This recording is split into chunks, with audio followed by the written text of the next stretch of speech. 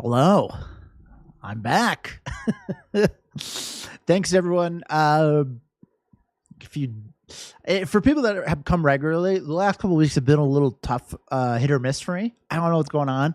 We've had a lot of bad storms in my town. I lost power last week, so appreciate you guys being super understanding about all that. If you're new, well, don't worry about it. Welcome. My name is Keith, and I am your meditation teacher here tonight. And I suppose all nights on this channel, at least on Wednesdays. And what we do on this channel is we learn meditation, obviously, but we look at meditation from a bunch of different angles, different lenses. You can use whatever metaphor you want. Because there's just so much you can do with this technique. And sometimes we'll come in to meditation thinking, that I can just use this to relax. Right? Hey, Antonio. Hey, Mary. Thank you. Meditation is an amazing way to relax, but it's not the only thing that it does, right? And so we're going to talk a little bit about that tonight. So the cadence for tonight is we're going to start by introducing meditation. So if this is your first time, don't worry. You don't need any sort of like prerequisite knowledge to be here. This is a good class for you. Perfect time. Way to go. Congrats on being here. So we're going to start kind of at the beginning with a brief overview of what is meditation, how does it work, why do we do it, whatever, like all these amazing things that we hear about meditation, like what's actually going on there, right? Then we're going to do a short breathing meditation together. And it's going to be short, so don't worry. You're not going to be sitting there for hours on end. Kind of a common misconception about meditation. Don't have to do it for hours. This will be about a 5-minute breathing meditation just to kind of get everybody situated, feeling a little bit more confident about what meditation is. And, maybe you'll be like, oh, okay, that wasn't that bad. And then we're going to talk about a topic. So each week we always talk about a specific topic related to meditation and then do a more specific meditation on that. All right. So today's topic is one that's been requested by a VIP member of this community, Riley. And I've been a bit tardy putting this lesson together. Partially because of my own tardiness, and also because this is actually kind of a complex thing.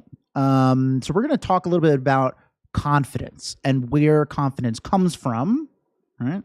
How we can be more confident.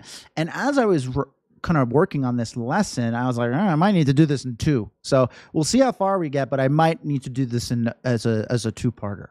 But I think it'll be a cool discussion. All right. Okay, so last little piece of housekeeping is if you have any questions, ask them. You can see some people are typing in the chat already. That's the best way to get your question answered as soon as possible. You can ask me a question at any time, and I'll do my best to try to respond to all of them. If you aren't comfortable doing that, or you think of a question after we're done tonight, it happens. I'm going to give everyone my email towards the end of the live stream, and you can email me anything that comes up. All right? Cool. So we're going to get started by talking about what is this meditation thing? Right? So meditation, we often associate it with relaxing, right? For good reason. It's a great way to relax. Right? And another association that we make with meditation is sitting on the floor with our arms like this, eyes closed, cross-legged or whatever, right? We have, each one of us, whether or not we've meditated before, we have what I'll call like a generic image of meditation, what meditation is and what it does for us. Sitting on the floor with your eyes closed is a way to meditate. Right? Breathing meditation is a way to meditate, but it is not the definition of the activity. So I think a more appropriate definition, a good way to think about meditation, is that it is a technique used to familiarize your mind with stuff. Right? And we don't go around saying, I'm familiarizing my mind with how to walk. I'm familiarizing my mind with how to do my job. But it happens, right? Our mind is becoming familiar with things all day long, minute by minute. And we can see over the course of our life, this has huge impacts. The more familiar we are with something, what happens? The more natural it starts to come to us, right? So I use the example of walking. You weren't always able to walk, right? Now you can walk without thinking about it. But when you were a little kid, no, it was very difficult. Even when you kind of did it, it didn't look that great, you know? So Riley, thank you. Thank you for your patience. This is a kind of universal output of familiarity, becoming familiar with something. The more familiar you are with something, the more readily it starts to pop up. Now, for good and for bad, right? So something like anger, we don't have to try to get angry, right? Nobody's stopping what they're doing and saying, hey, I got to try to get angry. Hold on a second. Like, it just happens. But patience, yeah, we have to sometimes stop and put a lot of effort in there. Not because we're not capable of being patient, but because we've had more practice. Our mind has had more practice getting frustrated over the course of our life than being super patient, right? So this concept of familiarity is the whole kind of kit and caboodle of meditation. So, you know, and I know maybe some of you are like, I just like to relax, Keith. What about that? So how does meditation relax you? Right? Meditation is not relaxing you, actually, right? Meditation it's not like, oh, I sit down and meditate, and meditation is pulling all this relaxation from the air somewhere. What it's doing is it's teaching you to become super familiar with relaxed you, that version of yourself that is super relaxed. Might not pop up that often. That's probably why we're here, to try to make it pop up more often. But if we're honest with ourselves, it's in there, right? There's been times, plenty of times, that we are super relaxed, super easygoing, right? Very peaceful, happy. And no matter what our struggles are, like those times, we've had those times. And so it's in us, right? It's not like we have to go and change anything to go get it, right? It's in us. We just got to become a little bit more well-versed at knowing it's there, becoming super familiar with it. That way we don't have to try so hard for it to pop up, right? Wouldn't that be nice? We don't have to try so hard to be as relaxed. It's kind of our default state. So that's really what we're trying to do with meditation. It's about choice. What do you want your mind to be familiar with? Do you want your mind to be more familiar with patience than anger? Sounds good. Yeah. So we can kind of already start to see how, like, the breadth of what we can do with meditation is pretty immense. The cool thing is that no matter why you're here, like what piqued your interest about trying meditation, the technique is the same. And so it's a skill that transfers very well. So this is all well and good, right? This is a cool discussion. Like, yeah, I'd like to be more relaxed, have that come up more readily. But how do we go about and do this, right? So when you start meditating, almost always you start with breathing meditation. Very common, for good reason. A lot of good reasons. One is that your breath is readily available. Right? You don't have to go to a special place to go find it. You don't need to, retreat to a mountaintop or something like that. It's a good lesson that you have everything you need to start doing this, right? So breathing meditation is really good at what I'll call pacifying your mind. So your mind is very busy. I don't know if you've noticed, but if you ever stop to think about it, maybe you'll notice it when we start meditating. Your mind is like jumping all over the place. It's like, maybe we're watching a show, And then your mind's like, oh, let's worry about work. We're like, no, I'm not worrying about work. I want to watch the show. And they're like, thinking about that thing somebody said to us earlier, right? Oh, I got to do this. Oh, what am I going to make for dinner? Like all these thoughts are constantly happening, competing for our mind's attention. And the way our mind copes with this is by juggling a lot of ideas, right? Juggling balls in the air. And so while that's really good for completing worldly tasks, it's not great. It's not really great for being super relaxed, right? Our mind gets exhausted from trying to juggle a lot of things. So what we're going to do with breathing meditation here is we're going to start learning how to pacify our mind just a little bit. So we are going to focus so exclusively, right? It's called single-pointed concentration.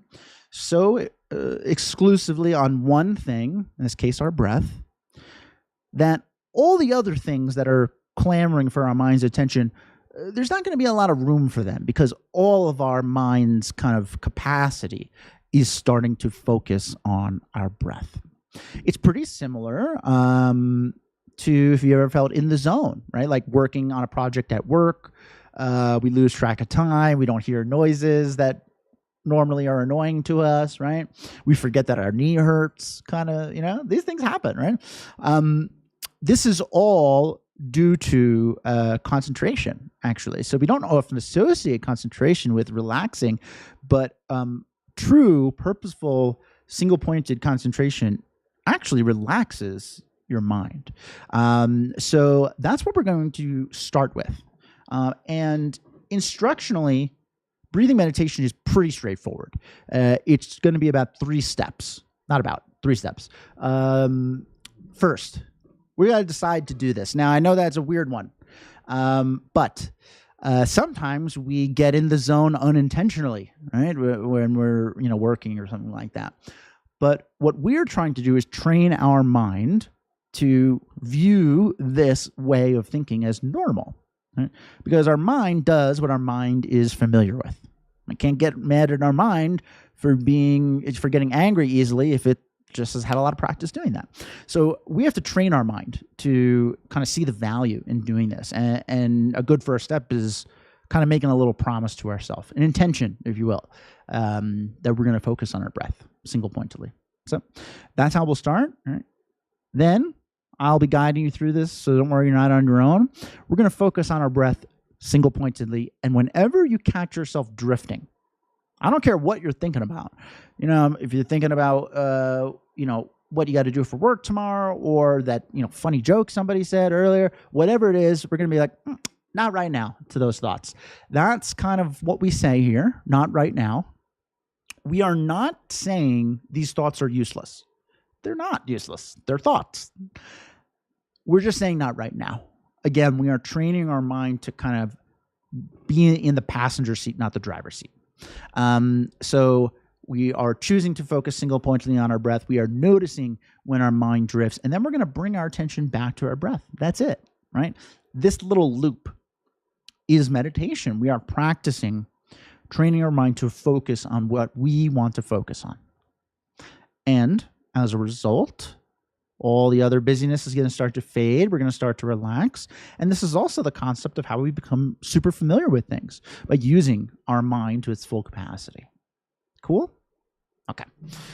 So we're going to start with a little breathing meditation. Again, it's not going to be long. Don't worry. So you may notice I'm sitting in a chair. You too can sit in a chair. It is not required that you sit on the floor. Maybe you can if you want. I don't know. If you like sitting on the floor, go for it. You can sit anywhere you want. You can lay down. The only thing I'd suggest is you try to be relatively comfortable. That way you're not like kind of squirming. You don't want to sit in a super uncomfortable chair, because then you're going to be thinking about how uncomfortable that chair is. So it doesn't matter where or how you're sitting, but just find a place that's relatively comfortable, and you can go ahead and close your eyes.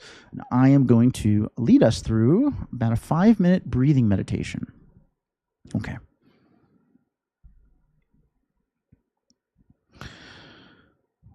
Whenever we start a meditation, First things first, take a moment and check in with yourself.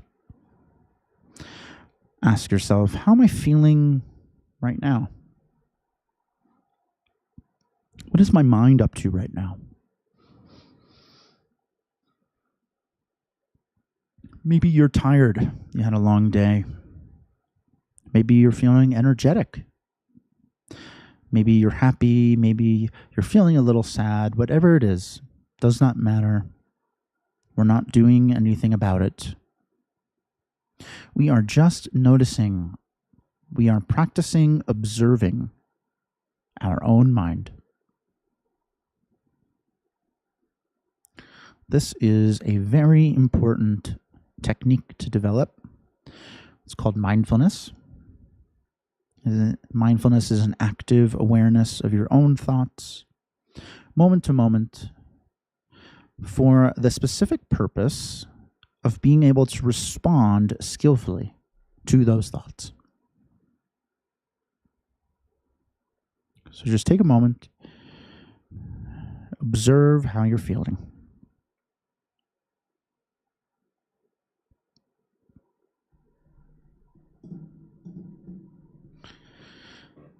And having done that, you can now make a choice.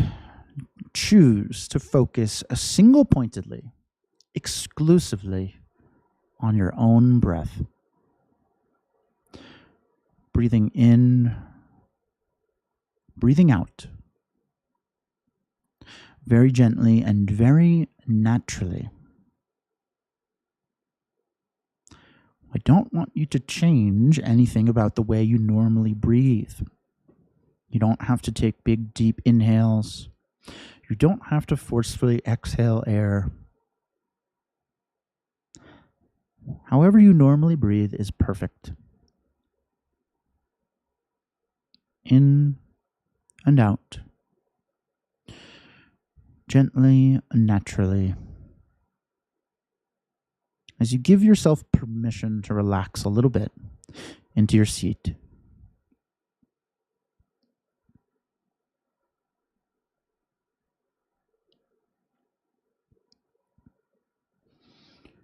Single pointedly focused on your breath. Each moment of your breath. Can you follow the air as it makes its entire journey from the atmosphere when you breathe in? Can you follow it? Can you feel it filling your lungs?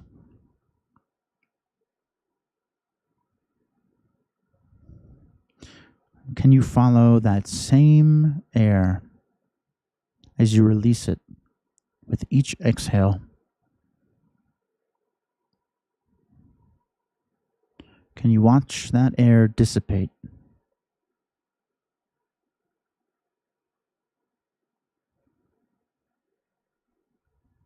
A moment-to-moment interest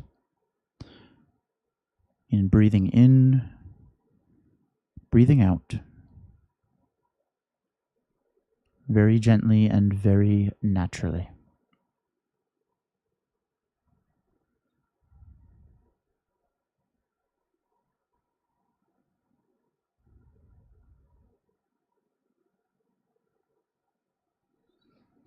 At some point, you may notice your attention drifting.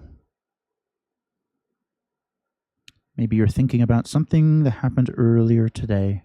Or maybe you're thinking about something that you have to do later after this class ends or tomorrow. Whenever you notice your mind beginning to drift in this way, we can just say not right now to those thoughts. We'll get to them later. And then guide your attention back to your own breath, back to breathing in and out, gently, naturally.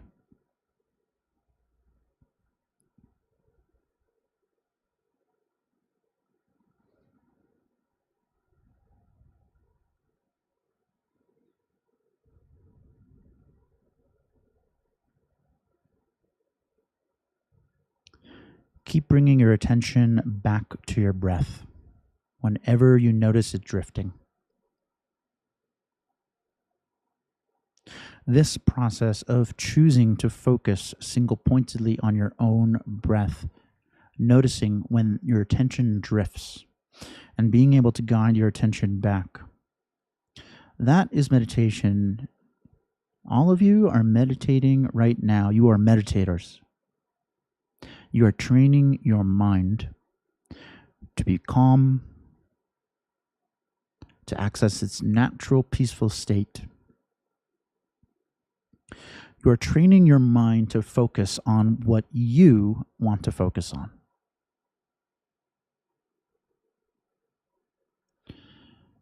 And right now, the only thing you want to focus on is breathing in and breathing out gently, naturally.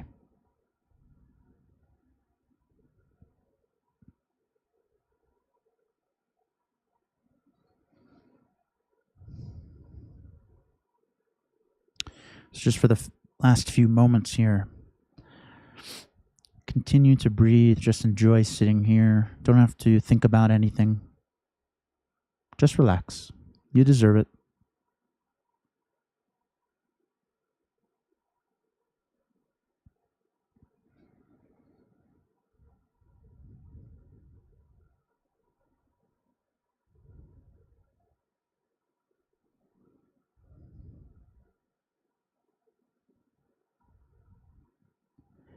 Okay, and when you are ready, you can open your eyes.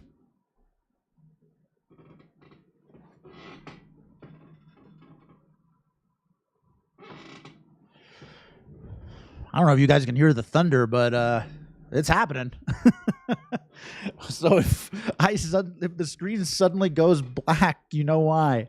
I don't know what's going on. There's so many storms right now. Cool. So that was a pretty traditional breathing meditation, right?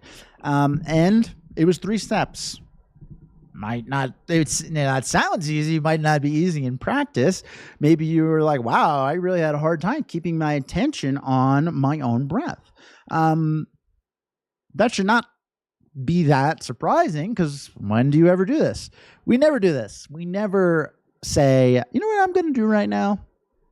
I'm going to sit here and I'm going to focus on my breath. And then whenever my attention drifts, I'll bring it back. We just that is not something that we have practiced doing. And so our mind is not familiar with this, right? So if you found this to be challenging, that's very normal. It doesn't it's not like some people are good at meditation and some people aren't. That's not a thing. Everybody is an amazing meditator because it's just thinking. It's just a matter of becoming used to this, making this normal, right? Just like anything else your mind becomes familiar with, the more you do this activity, this breathing meditation, your mind's going to go from being like, what is this? I like to think about a lot of things, to, oh, you want to do the single pointed thing. Cool. Let's relax, right? So it's just a training. It's a practice. So it is a bit of a slow burn, but it is one worth sticking with, in my own opinion.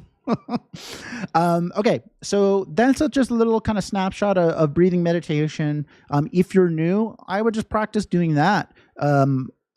Try for once a day. Once a day is the most important thing. How long you do it is not. So maybe you have 2 minutes in the morning. Cool. Go for that. Right? Don't compare yourself to somebody else. Oh, my friend meditates for an hour. Whatever. Doesn't matter. Consistency is the only thing that we're after here. So that would be my suggestion if you're new, to kind of start there. Cool? All right. So we're going to talk about our topic we're going to talk about this week's topic now. And it's about confidence. And when I went into doing this lesson, I started off thinking I was going to really focus a lot on how to build confidence. Well, what I found is the more I thought about what confidence was, the more kind of complex. It seemed to be like, what is this concept of confidence? Where does it come from? So I might need to do this in 2 classes, guys. It might be the case. So the first thing I wanted to talk about is, like, what kind of things affect our confidence levels? Because this is a good way of starting to think about what is confidence. Because in order to understand how we can manipulate our own confidence, we have to understand what it is, right? So what kind of things affect our levels of confidence? Okay. There's a lot. A big one is other people, right? So, my boss told me I did a good job. Oh, now I'm confident in my work, right? So that's our level of confidence is adjusting based on someone else, not ourselves, right? Or the other way, right? Like, oh, my boss didn't comment on my work. Maybe I'm not doing a good job. Right? So the same thing. It's based on someone else's input, right? It can also be from kind of less direct from another person, but like, oh, I'm not a good public speaker, right? As in, a lot of people don't like public speaking, right? Why? Right? Because we're afraid that we're going to embarrass ourselves. Other people are going to laugh at us. Right? So, like, other people, again, are really at the core of a lot of this fluctuation in confidence, which is really interesting, because confidence, is that confidence comes from within, right? Yet we put so much of kind of the emphasis on our confidence levels on other people, right? Lily, I was trying to think of something that was internal, but I came up with a lot of external validations. There you go. Exactly. So, and this is starting to drill down to kind of the interesting thing about confidence, because we know that confidence comes from within. Like, intellectually, we know that. But in practice, almost all of our kind of validations are external, right? Andre, reading a book now, they say self-esteem confidence is based on self-efficacy. Can I do this? And self-respect. Oh, that's a good one. We're going to get there, Andre. That's good. Very good. Yeah, I'm going to touch on that, but remind me if I don't, but I think I will. Cool. So other people are involved a lot. Also ourselves. Right? Like, if we don't feel good about something, right, then we're not going to be confident. Like, this is not like rocket science, Our self does play an important role in here. But exactly like Lily was saying, it's harder to think of situations like this. And that's just a byproduct of being, like, societally, externally focused, right? So what else? What about, like, senses? If I see it, I believe it. You ever hear that? Or it's thundering right now. Like, so I hear thunder. I'm pretty confident. Might be lightning. Right? So this idea of using our body, right, to build confidence levels in certain things is another thing, right? Riley, experience. You learn based on day-to-day life. Oh, very good. Because that's exactly what I'm going to talk about next, Riley. Stop reading my notes. Familiarity. Okay, so familiarity is a huge component of confidence, right? I've never done this activity before, so I don't feel very confident in it, right? When I start a new job, I don't feel very confident, right? It's new. But, if I've been there for 5 years, I kind of know what's expected of me, right? You feel a little bit more confident, right? Also, familiarity goes the other way, right? So Think about anxiety. Right? Anxiety is super connected to confidence. So let's say you have a really bad social anxiety, right? So you're making these connections. When I go to this event, I'm anxious. Like going out makes me anxious. Being around other people makes me anxious, right? We're building up that familiarity, right? We're so confident that that is true. That is true, right? So this idea of familiarity and confidence, it goes both ways. It's not like if we're super familiar with something, then it's going to go great. Like sometimes we're super familiar with like an idea or a concept, and we can't think about it a different way, right? We lose perspective. Right? Sometimes it's a combination of these, right? So it's like, I've never played basketball before. Right? And like, okay, so let's say I've never played basketball before, and then my company is holding a basketball tournament. I don't know what, this is not true. I don't even know if that's a thing, but in this scenario, it is. And so I have never played basketball before, so I am not familiar with this. Confidence, boo. What else?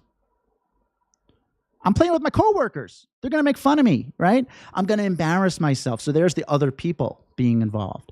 Now, let's think about if we remove one of these, right? So if I were playing basketball by myself in a completely enclosed box where no one could see me, I'd probably have a great time. Who cares? Right? So the combination of these, there's a lot of interplay in them. And it's kind of interesting to think about, sometimes like the basketball situation is one where there's a number of external influences, and it's hard to know which is the one that's really bothering us. Is it if I was by myself and I wouldn't mind, then is it the other people, or like it's kind of hard to figure this stuff out, right? Andre, very interesting. Book touches on this as well. People with lower confidence tend to rely on familiarity, and people with confidence feel okay and willing to learn. Andre, this is good timing for you. This is a cool book. What book is it? Riley, muscle memory and practice. Yes. Empirical evidence to look at, right? Like, I believe I've seen this before. Right? I've seen this before. A lack of confidence might keep you from volunteering even to play. Yes, 100%. Right? Now, all of these things, what do they have in common? And like a million other things we didn't talk about. They are all based in one very specific thing: certainty. And certainty is a concept that is, it's one of like the pillars of meditation, right? Understanding like what is certainty? Is that a thing? Does it exist? Right? Like this idea of certainty itself is a huge component of meditation. We've talked about it a lot here. We'll talk about it a lot more. But all of these things, my boss telling me I did a good job. Oh, well, my boss told me, so I'm certain that I'm doing a good job, right? Like, I see that. I don't. I hear the thunder, right? And so I'm certain that there's lightning out there, right? I have never done this activity before, and so I am certain that it will not go well, right? So the idea of certainty is deeply rooted in our confidence. And you might be thinking like, so what? But certainty is a chase, right? Certainty is something we are constantly chasing, from very small levels to very large levels. A to-do list is an exercise in certainty. I'm going to wake up at 8. Maybe that's late. That's when I wake up.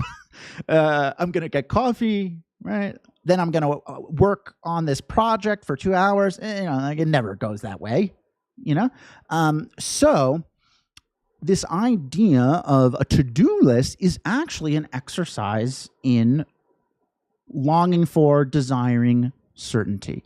If my day goes this way, then things will be good, right? The implication being if they don't, things bad, right? Let me catch up. Certainty is not concrete. Certainty is a weird concept, very weird concept. In other words, certainty is an enigma. It is an interesting concept. It's not a thing. We'll talk about that in a little bit. But certainty is like kind of this fabricated thing, right? Because we can't ever say 100% this is going to happen, right? Like death is a big one, right? We know intellectually that we won't be here forever, but we never think it's going to happen to us, right? But like if we think, is today my last day? Everything in us is like, no, I'm fine. I'm healthy. I'm young, blah, blah, blah. We don't know. It happens all the time. Like even the microscopic chance throws this concept of certainty out the window, right? So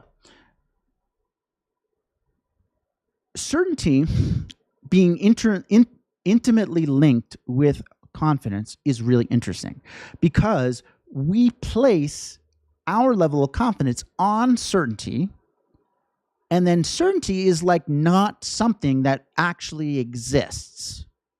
You see like the weird kind of connection there? And so we have to start to think about what other things can build my confidence, knowing that like certainty is not certain. And this is where I think I might need to do 2 classes because I want to do a class on certainty. It's been a long time since we have done this. And as I was getting into this idea of confidence, I just kept coming back to this concept of certainty and what that is, right? And so like what I kind of started thinking about, right? So like if we can kind of get behind the idea that like certainty is not that achievable, right? In the way that we want it to, right? If I get this job, then I'll be happy. Really?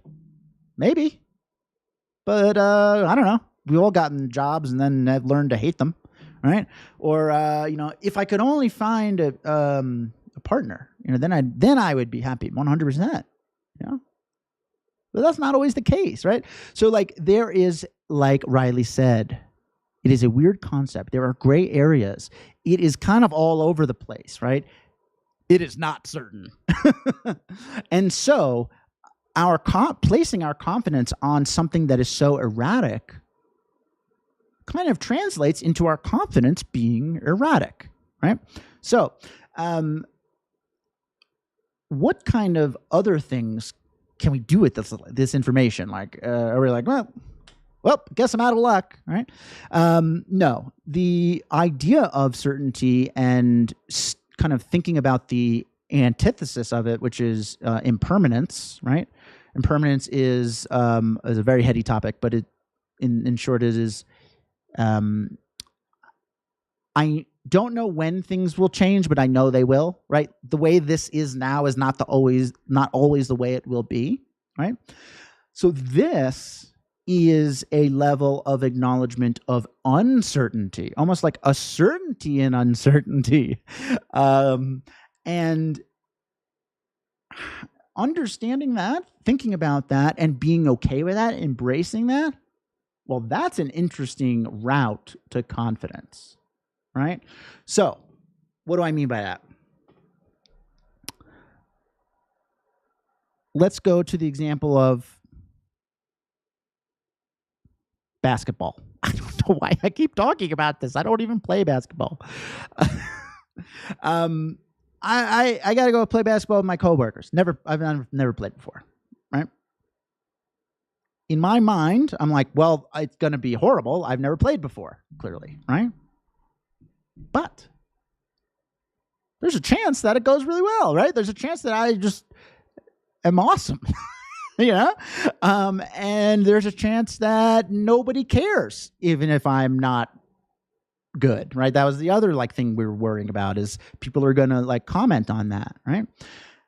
And this idea of not knowing, the kind of nature of things being uncertain and being okay with that, is like a confidence builder to go and do them, right? It's kind of a weird backwards way of thinking about it. Who said it? Laura. A lack of confidence might keep you from volunteering to even play, right? So this idea of, you know what? It's uncertain how this will go, so I might as well give it a shot, right? That is like having confidence in trying something, not based in fear, but based in truth, based in a reality that we just don't know, right? Our boss tells us that we did a good job. I'm good at this now. They're happy with me, right? Maybe they're not. I don't know. We don't know these things. And so if we start to place all of our response on these external situations, if we start to base our confidence in all of these kind of very clear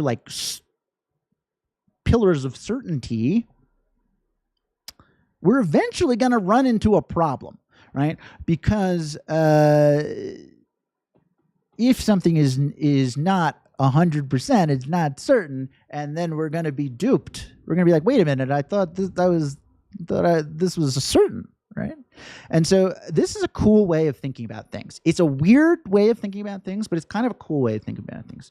And I'll kind of consolidate it by saying the confidence that we're looking for is not based in certainty, right? It's not based in familiarity of the activity, familiarity of the outcome, but rather a familiarity that the outcome is unknown.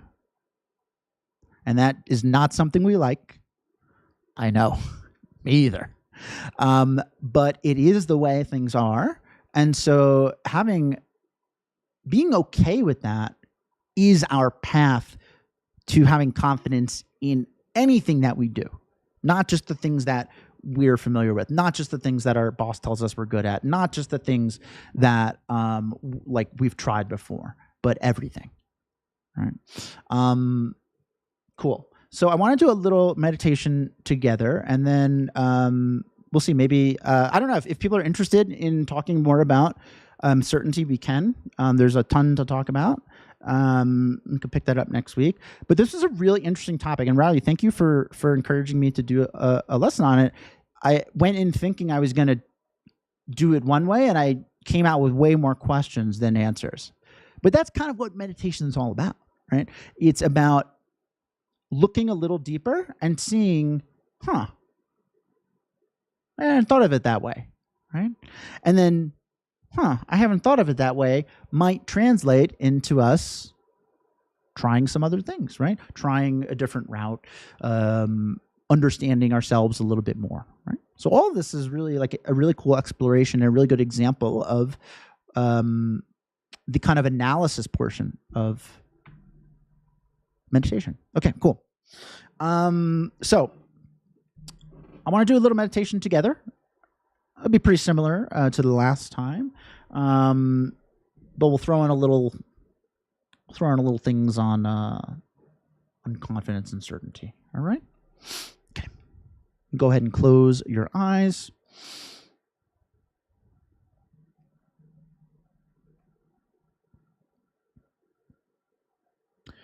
Let's take a moment and check in again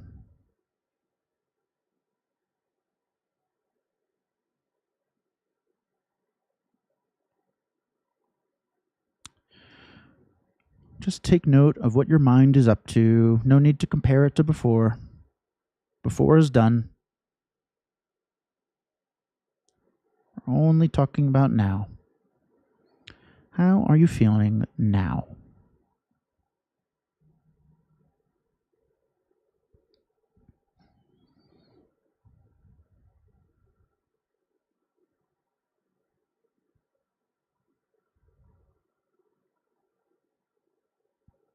Having done that, you can now make a choice once again to turn your full attention to your breath, breathing in and breathing out gently and naturally.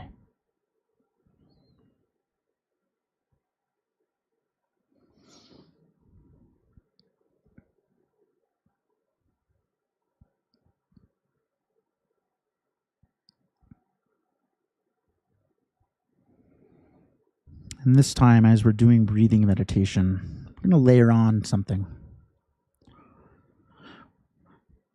It's very common when we are starting meditation to want it to yield a specific result.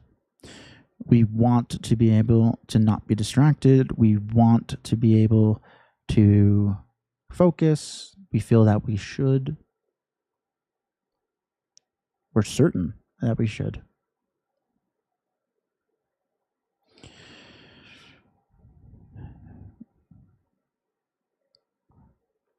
As an exercise in trying to embrace the uncertainty of life, the uncertainty of the nature of things. I don't want you to worry about too much here. There's no goal. We're just sitting here and we're breathing. If you get distracted, no big deal. Just start focusing on your breath again.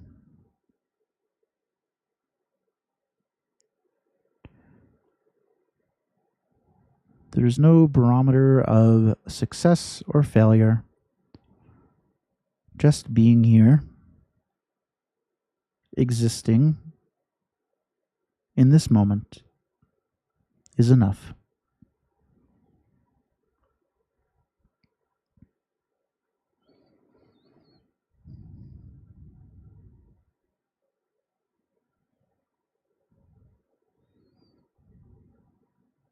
Breathing in and out gently, naturally.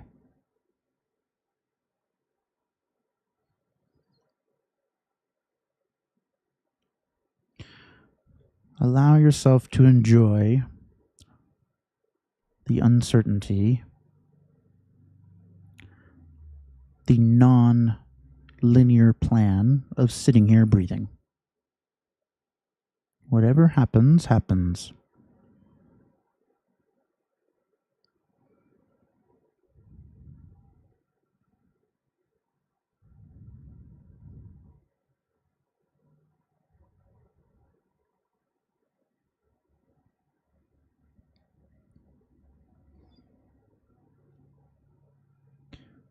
Sometimes in doing this,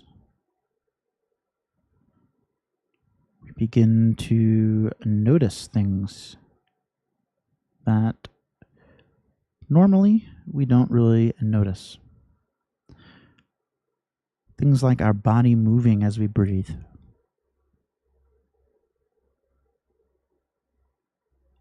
Your shoulders rising and falling.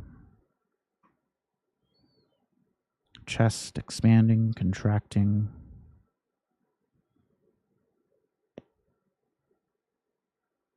Every aspect of you breathing, not just your breath, but every part of you.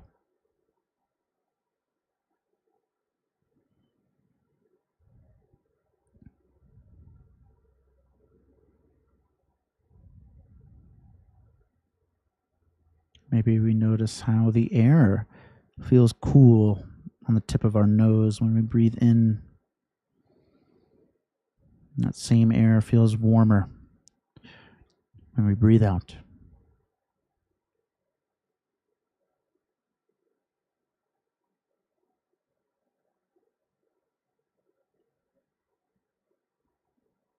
How interesting.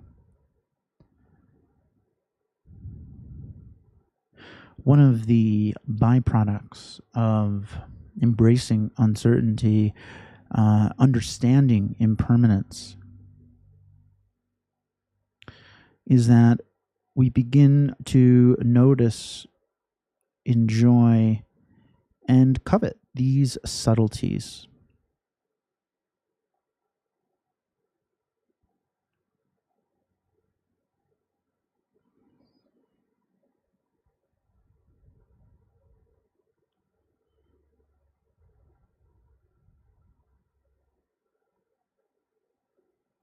A sense of wonder.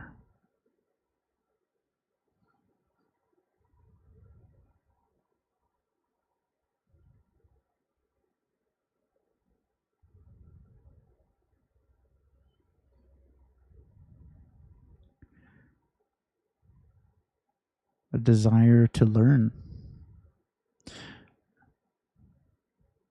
There's confidence in that.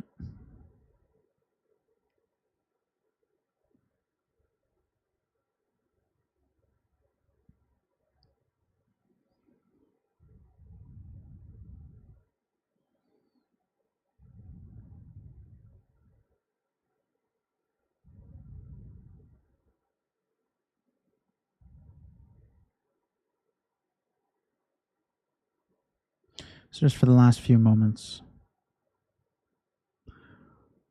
I want you to just think about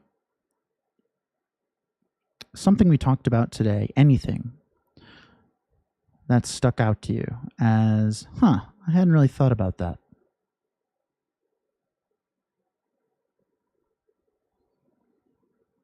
Just picture it in your mind. Become familiar with it.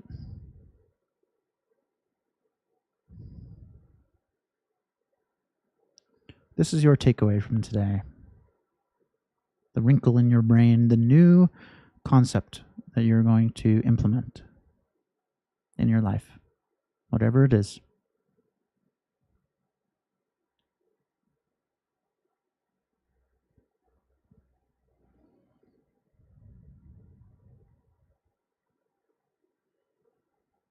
Okay.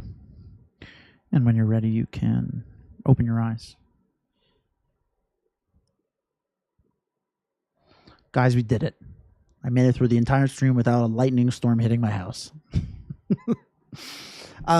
Cool. So we just did another breathing meditation, but layering on some other things that kind of have some parallels to some of the things we were talking about.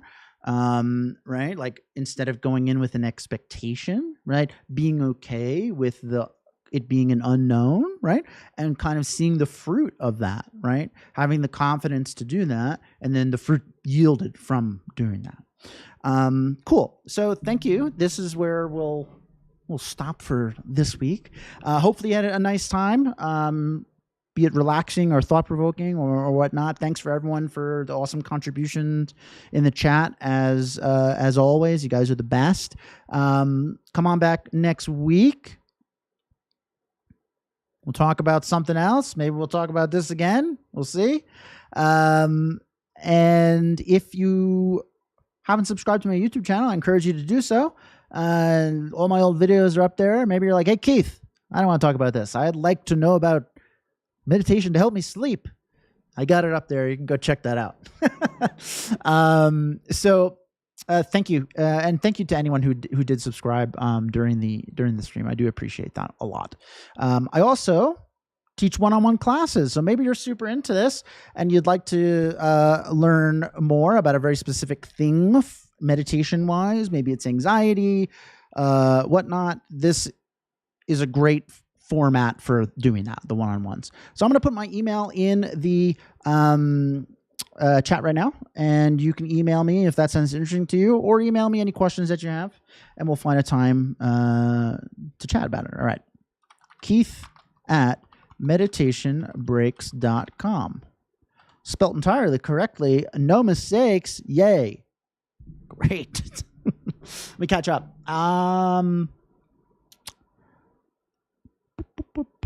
Thank you, Pat. I realized I've never realized that my lack of confidence causes so much of my stress in my life, so much anxiety. Yeah.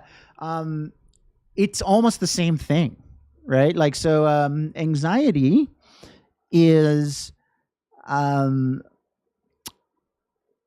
it's like it's based in the future, right? It's an assumption. It's an assumption that you think is certain, right?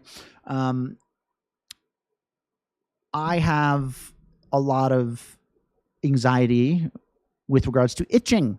I know it's strange, but that's what I'm dealing with over here. I wasn't born thinking itching is like catastrophic, but over time I've taught myself, unfortunately, to think of it that way, right? To the point where I feel an itch and it's like, when will this go away? Why is it going to always be like this? Like, I can't believe I'm going through this, right? So like, what are those beats that I'm saying, right? Like, oh, here it is again. Like, this is never going to go away, right? Oh, I'm certain that this is just going to be a part of my life forever, right? It's like almost placing this level of certainty on my own anxiety. So yeah, the two are really weirdly linked. And so is frustration. Being extremely focused on, if I need this to happen and this to happen and this to happen in order to be happy, right? Or like, if I get this job, then everything will be cool, right? Those things can lead to frustration, right? Because they are not a guarantee, right? You might get the job and not be happy, right? So anxiety, frustration, right? They're all very intimately linked to certainty. Really cool. Really cool. Andre, great session. Implemented some teaching. Thank you. Appreciate that. Mary, tried to tune out the outside neighbor noises. Well, you should get more thunder like me. Then you won't hear anything. Laura, certainty breeds negativity, while embracing uncertainty allows freedom to enjoy. Yeah. So certainty breeds disappointment, right? Because if we're saying, if this happens, then I'll be happy. If this doesn't happen, then I won't, right? And it's a toss-up of if that thing will happen. And so we're dice rolling with our own happiness constantly, right? We don't want to dice roll with our happiness. That's an important part of our life, and we want to find some more concrete ways of improving that, right? At least that's how I kind of think of it, right? Pat, keeps you from social events. Yeah. And I know those feelings, and the confidence or lack of confidence to go to like a social event. Think about the next time that's coming up. Think about like, why, like what is my fear here, right? Is it other people, like, am I like, I'm going to say something stupid, or other people don't find me interesting? Like think about what it is. And that's like a really good first step, is to try to resolve any sort of like anxiety, is to think about it a little bit more. And not to do something about it, but just to have a little bit more knowledge about like what's going on here. And then ask yourself why would be my next step, right? So if it's like, well, I'm afraid that people are gonna not think I'm like smart or something. Why? Why do you want to look smart? Right? Like, so there's like deeper routes that we can go. But yeah, I would think about this, Pat, a little bit, the relationship between self-confidence and certainty. It's a really interesting topic. Mary, good luck with those storms. Thank you. Looks like I've escaped a lightning strike for another day. Andre, I try to empower myself with social. You don't have to talk to everyone. Yes. Sometimes it can be like an overwhelming type of thing. Yeah, this is a really interesting. Let me see. Maybe I'll work up another class, because this is like, I feel like, Andre and Pat, like you guys have been talking about a lot of really cool stuff. That I think there's like there's another path we can go down here with like what to do now that we're kind of like seeing the link between confidence and certainty, uncertainty. Cool. Awesome. You guys are the best. Have a wonderful week, and I'll see y'all next time. All right. Bye-bye.